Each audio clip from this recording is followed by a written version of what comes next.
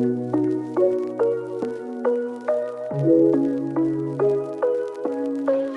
guys, welcome from Jen to Jen. Thanks for tuning in. We are here with another fantastic female entrepreneur at Boss Chic, the queen of coffee for the AV area. Hi, my name is Jess from Boss Chic. Hola, soy Jess de Boss Chic.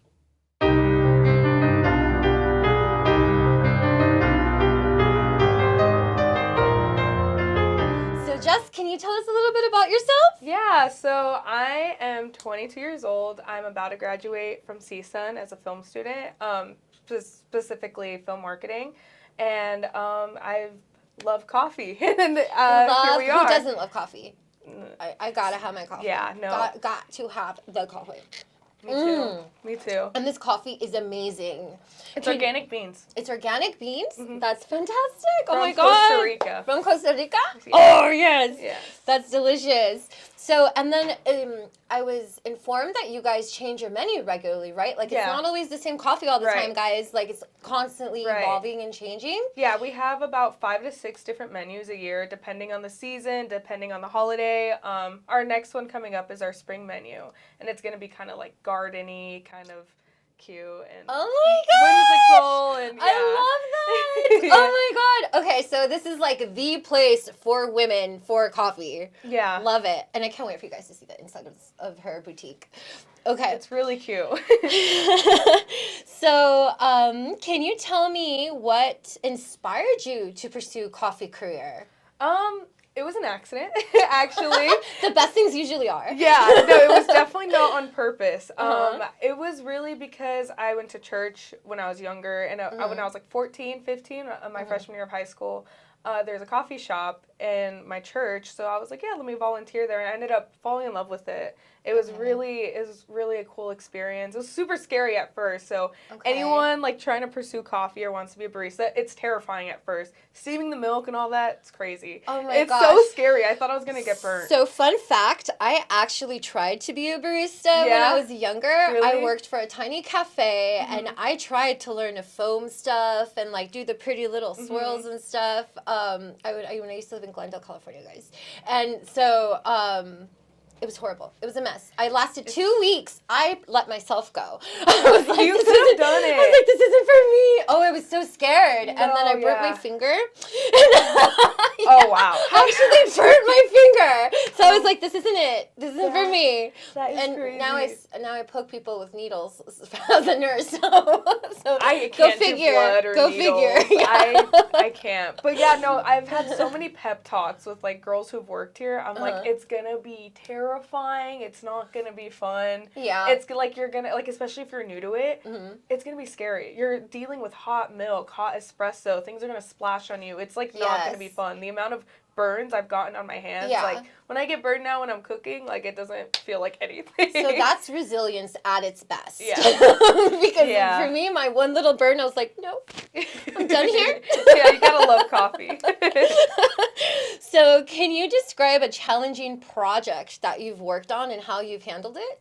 Yeah, this place. This place has been, I mean, with any other entrepreneur, you know, like building something ground up, first of all, is scary. It's intimidating. Other people are doing it. They might be doing it better than you. It's scary. And how I work through that is kind of just like my own mindset. I have to tell myself, okay, it's going to be okay. I'm doing the best. When there's passion, there's a goal. It's going to work out. Your passion, your light is going to be so much different than anyone else's. So I love that. You have to just go for it. Yeah, that is so true. When you have a passion for something, that is the drive, right? It is. Like you can't give up because it's like giving up on yourself. Right. And like if you can find that inner strength and inner power to be like, this is what I want, this is what I'm achieving. Right. It's like something clicks. Yeah, because everyone has different drive, different goals. So when you have that in you, it's immediately going to be great because it's unique to you. Right. You have your own vision, your own like goal and target. And only you're going to be the one to see it through fruition. Exactly. Like it's not something you can delegate yet. Like you're not the boss yet, you're the creator. Yes, and that is like one of the most empowering things to kind of just go for it because like who cares? Like literally who cares? What do you have to lose? except losing your goal and your dream, which is not worth giving up on. Right, exactly. Awesome. What do you consider your greatest strengths? Like, what inspires you? My greatest strengths, I'd say, would be my ambition, my drive. I mean, to, like I said, build something like this, no one could just, like, do it. You have to actually, like, want it.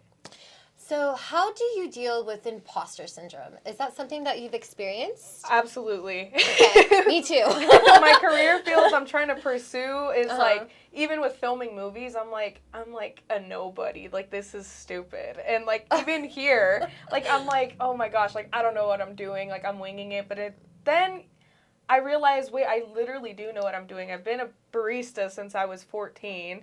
And I mean, I should know what I'm doing by now. Yeah. So I'll kind of have to coach myself through that and be like, no, you know what you're doing. People like it. My family loves it. So I just have to kind of remind myself of the facts. What's right in front of me? What have I done? What have I achieved? And how can I keep going from that? So I have a similar experience with me when I'm going through imposter syndrome. Like, for example, this podcast. Like, you know, I'm still like, this is an illusion. I get that. Yeah. But then I sit back and I tell myself, and I'm like, wait a minute. Like, I have over a decade in experience in my medical field, which gave me my strength and confidence. Thank you. Yeah. In order to pursue those businesses. And, you know, a lot of the time I found myself like, what are you doing?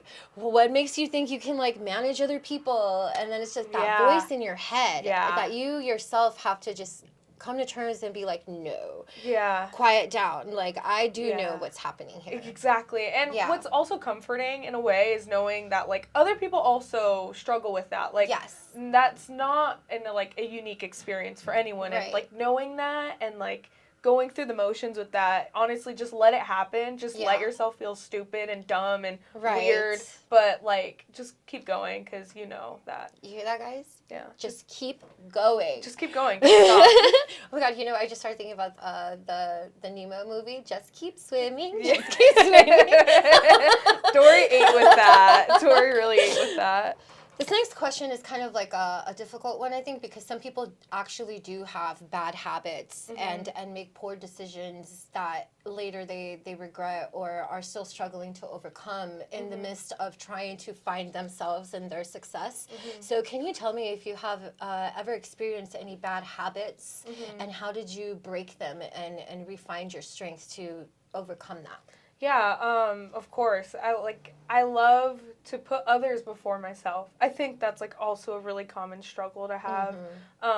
It's really terrible. It's almost self-sabotaging, honestly, because you have someone in your life that you love and care about so much, and then you realize, wait, I shouldn't be putting all my faith into this person because it's either not reciprocated or they just, like, don't deserve it. And doing that has put so many blocks in my life. But, I mean, getting over them is kind of like the point in life, honestly, is to get over that and realize who's there for you, who's not, and just to, like I said, keep going. But definitely, I've had lots of those. So, yeah, me too.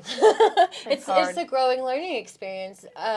So would you say now that you have been able to be successful and able to kind of, are you able now to differentiate between which people are good for you versus which people you should not put your investment into? Is that something that now you catch yourself and you're like, wait a minute, I'm not going to go down that route anymore? Right, yeah, I would say so. It's always going to be my family at the end of the day. I always know that they're going to be the ones to back me up, to support me, and tell me when I'm being stupid. And but, you know, I still am very tempted to fall into that trap. I mean, I'm only 22, and, like, I'm just going to have to keep learning. You're a baby! Oh my gosh! So if you're 22 now, how old were you when you started this business? I was, like, 19, 20. You guys. Okay. You're amazing. I'm still learning a lot. I don't know anything. This is why you are the queen of coffee in the Antelope Valley. Oh my God, I love that. Have you ever doubted yourself in your efforts in achieving this lifestyle? Absolutely. Yeah. I mean, it's human. Although it's passion, it's drive, but there's also a lot of doubt that comes with that. Like, you're going to hear a lot of negative things. You're going to hear, like, people's opinions on what it is that it's your passion project. And, like, that's not fun to hear. Right. So, yeah, absolutely. I've had a lot of that. But, I mean, you just kind of have to power through it and believe in your goal enough and love it enough to just, you know, keep going. Okay, absolutely. That's great advice. Because I think a lot of us want to feel that, like, reassurance from people we love, from friends and family. Like, we're excited about our goal. We're excited about this dream that we have and that we want to make it become fruition. But since they don't have the idea or the know-how on how to do it themselves, they kind of, out of fear for us, failing, want to put that, not that they want to put that doubt on us, but they want to just kind of steer us in a direction that seems more viable, you know, like, because I've seen so many cases where my friends even, like, they've had passion projects and it's just, no one's there to support them. They're, like, families don't always support, which actually really sucks, or with friends even, too. I mean, I've been blessed that, you know, this place is me and my mom, so she's my biggest supporter, of course, because she's part owner, so she kind of has to be. And I love that story, actually, because it is a mother-daughter Latina-ran business. Yeah, that's so awesome. So where do you see yourself in the next 5 years? Like, what's next for Boss Chic? Where are we going? What I see for Boss Chic in the next 5 years is other businesses. I really see this place expanding a lot. In the short time we've been open, we've had a lot of positive feedback, and a lot of people love it. I mean, it's freaking cute. Like, it's Wait pretty until cute. you guys see what the theme of this place is. It's pretty cute. My God. It's pretty cute. Yeah. So I see it expanding. Our goal for it is to keep it, like, in a house. Because that's our trademark. Like, what other pink house coffee shop boutiques are you really seeing? None. Anywhere at all. Like, it's not really something that's pretty common. So I'd like to keep it in a house. Maybe if we went a little bit more commercial, somewhere like on Ventura Boulevard. Obviously, it's not going to be in a house, but maybe have that house feel to it. We eventually want to have, like, a food truck in the parking lot. So maybe, like, have some food, like, drive up food orders. Yes, food all the time. Yeah, oh my God, I can just imagine what your food's going to be like if your coffee tastes like amazing in my mouth. Yeah. Our goal is to keep everything organic, because our coffee, our milk, everything's organic. Okay. So we'd want the same feel for our food, you know, have, like, some gluten-free. What is it? Celiac disease? I can't have gluten. Yeah. Okay. So I'd want it, like, gluten-free. I'd want it, like, I'd want it pretty clean for food.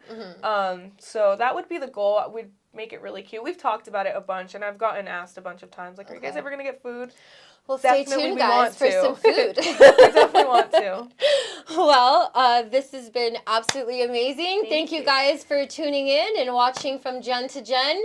Hopefully you guys can come out to the AV and visit Boss Chic for some amazing coffee with Jess. Yes. You can find her at Boss Chic Coffee Bar on Instagram and TikTok. Bye, guys. Bye. Thank you for having me. Oh, it was such a pleasure. Wow. This is where you order your coffee? Hi. Hi. My name's Jessie. I'm the owner. Do you guys want to come in? Yes. Oh my God. Yeah, I'd love to come in. Wow. The kitty boutique.